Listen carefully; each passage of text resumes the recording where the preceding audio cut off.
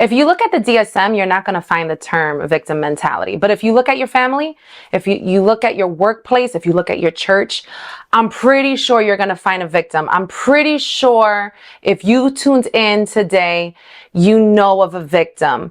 Let's talk about how victims manipulate and how we can better put boundaries against them. Stay tuned. Welcome to this YouTube channel. Make sure you hit subscribe, the like button, share this content with someone that you know can benefit from this. And of course, don't forget to press the bell to get notifications when we put new content out. So like I said, today we're going to talk about how victims manipulate you. They want you to feel sorry for them. They want you to feel the guilt. They are really good with guilt bombs. And when I say they're really good, I mean like they're crafty. You could try your best to run away from them, but somehow those guilt bombs will get you. So let's first talk about what is a victim mentality. What are the signs of someone who has a victim mentality? Number one, this person will always blame others. They will always place the blame of their situation, of their financial issues, of their lot in life on either people, places, or things.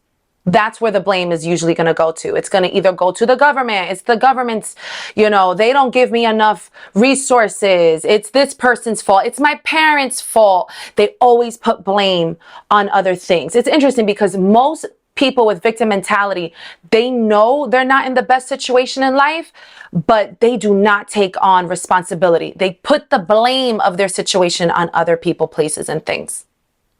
Number two, they reject solutions. So here you are caring for them. You want to help them. It seems like they want out of being stuck. It seems like they want help. But every time you think of a solution for them, they knock it out the park. Nope, I can't do that. Nope, I think that'll be too hard.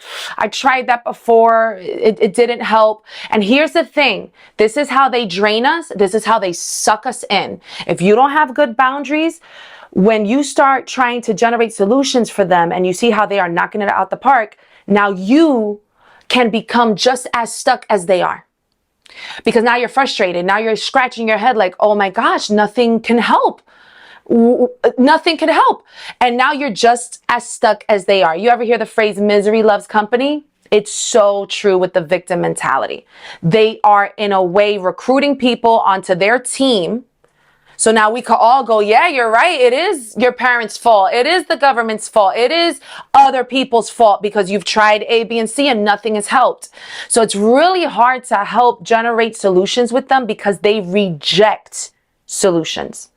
Here's another sign of someone who has a victim mentality. They reject change.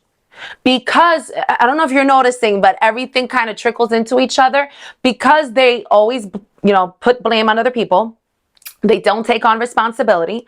They reject solutions. They now reject change. And ultimately, the biggest sign of a victim mentality is they're very stuck. They're very stuck.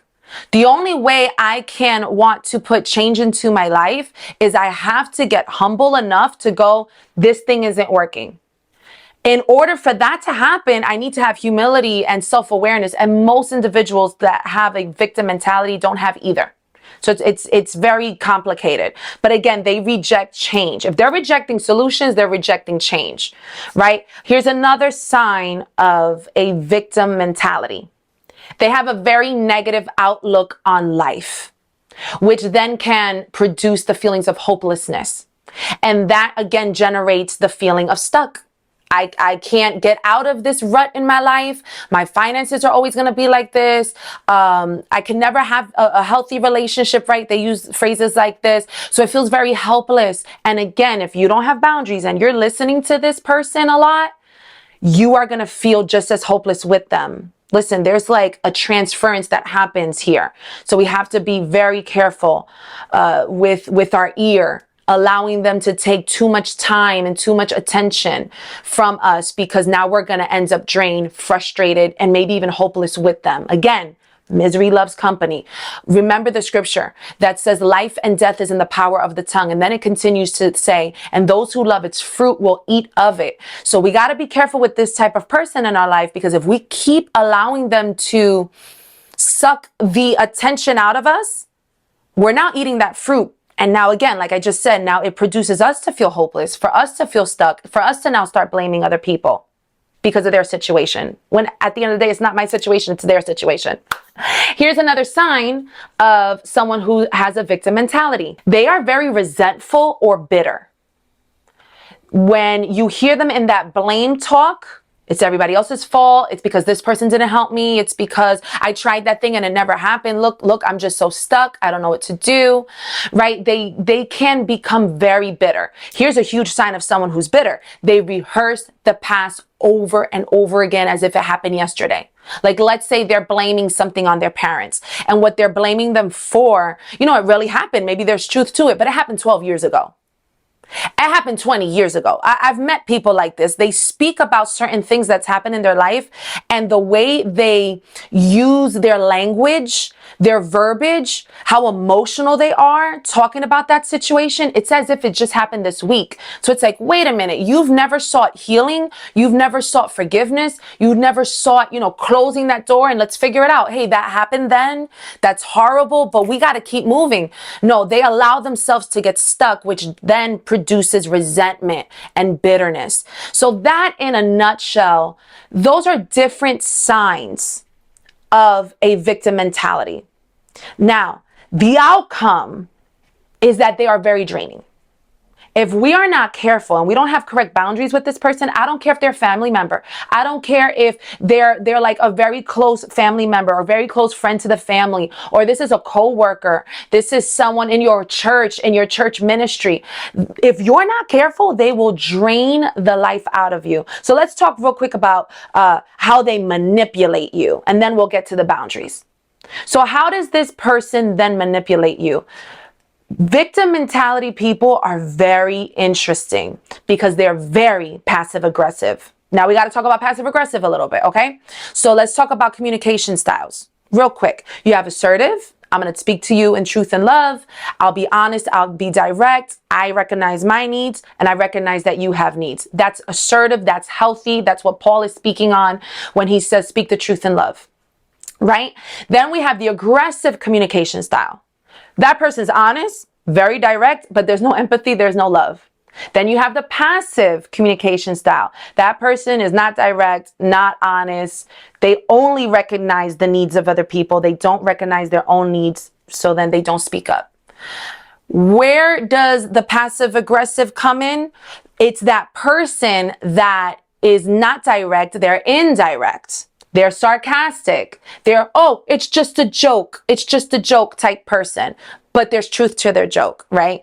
They joke so that if you confront, they just gaslight you and say, why are you being so dramatic? Why are you being so insensitive? That was just a joke. And they push it back on you, right? There is something called hostile humor. And most victim mentalities use that. So victims love to be passive aggressive because it's almost like a shield of protection they use to not, for you not to get too close, because they want to push you away. I'm not passive. I'm neither aggressive. I'm like right in the middle. Again, it's super draining. It's very confusing. So how do they manipulate? They manipulate by being very passive aggressive. You don't know what they want. They come to you, I need help, right? They come to you, I need help. Then you go to help, but then they reject your solutions.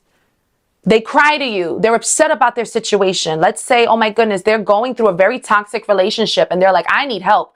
You don't understand what I'm going through in my house, and they paint this situation with all this drama and it's grabbing your attention, right? That's part of the manipulation. They're sucking you into the drama. So now you're there and you're like, oh my goodness, let me help you. Let's do this. Let's do that. Let's do this. Let's do that. And now they're rejecting it. That's how they manipulate you. That's one way they manipulate you. Another way they manipulate you is this weird push and pull from rescuing them to persecuting them. Give me some time. A manipulator, what they want to do is get you to do what they want to do without them being direct and just asking you for that favor, just asking you, being assertive, right? They're not assertive. They find different ways to get you to do what they want you to do.